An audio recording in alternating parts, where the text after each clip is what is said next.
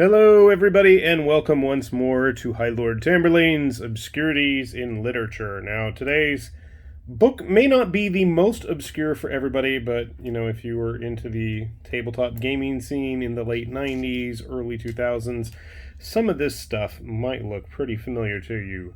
I am talking none other than the artwork of Paul Bonner. This is Out of the Forests, which was put out by Titan Books just a couple years ago, and it should still be in print. I know it went out for a bit, and then I think they republished it.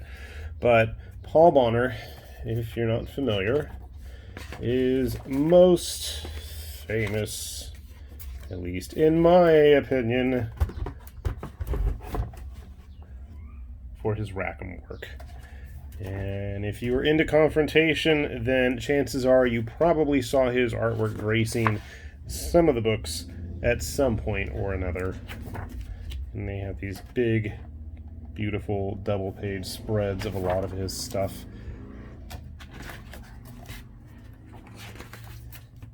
And he did have quite a bit of output. One of my favorites, the Dwarves. I love these steampunk guys. Durs stuff. That was the artwork for the Wolfen box? I'm not even sure. I know it's the Wolfen clan, but... So yeah, you could definitely see where he was a heavy influence on a lot of stuff that's come after. Midnor, Cadwallon. Some people, that's a classic. There is a bit of... I'm not going to show you everything, but I do... this was the... That's the box set that Fantasy Flight had out in the States, or the pre-painted one, I should say. The Inquisitor there. And then speaking of Inquisitors, we get into his Mutant Chronicles stuff. I had completely forgotten that he had done Mutant Chronicles, and there is quite a selection there of book covers as well. Little Bauhaus, Cybertronic, my favorite, the Inquisitors, or whatever they were called, for the Brotherhood. Always with the dog. I always thought that a lot of the work that he put out at this period of time was very 2000 AD, Simon Bisley, Paolo Parente era stuff. Everybody had that kind of real grisly, grim, dark look to their artwork. Maybe it's just me. Although with work like this, I do see shades of Richard Corbin, if you guys are familiar with his work. Airbrushing and painting. Moving on, these aren't as familiar to me. Oh, that's because it's a film project that didn't come to fruition. Some video game covers based on Swedish history, and then we get into a section of nothing but scenery, and then slowly but surely we descend into another thing that he's quite famous for, is his trolls. And if you've ever seen anything from Trudvang, if I'm saying it correctly, this should look awfully familiar.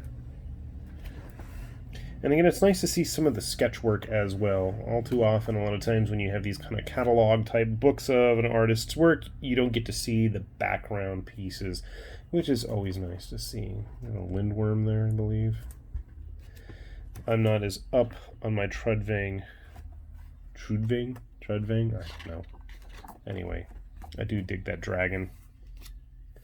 Part of the reason I even backed the cool minigame was just because most of the models seem to have been based on his art, and I know his art is all throughout there. Where's that, the lindworm? And very classic and evocative fantasy art. And that's what you get when you have that strong Nordic style going with your art there. And then there's good old GW.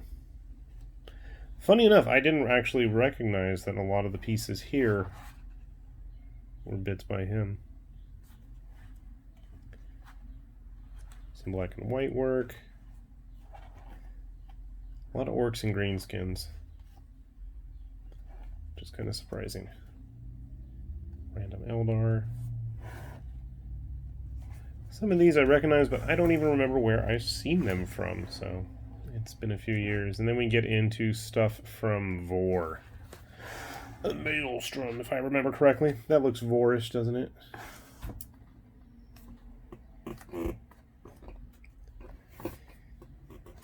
He seems to have a thing for these, you know, kind of pictures where they're descending, or... yeah, that I recognize. Yeah. So, again, and then there's some random dinosaur stuff in there in the back. Forgotten about that. It's been a while since I took this out. So, cool book. Obviously, I'm not going to show you all the bits in here because that's cheating, and, you know, if you're interested, you probably already own a copy anyway, but it's definitely a cool look back at a very influential artist, and especially with his own unique style, has really kind of continued to push with the troll artwork, and especially in games like Trudvang. I mean, it's not like he hasn't been quite prolific still. So definitely some cool stuff in there, and I dig all that Rackham artwork as well. So do take a look for it if you are curious. We'll be back next time with even more obscure stuff in literature, I promise. This has been High Lord Tamberlane, though, with Obscurities and Miniatures. Saying thanks for watching, and we'll see you back here soon. Bye-bye.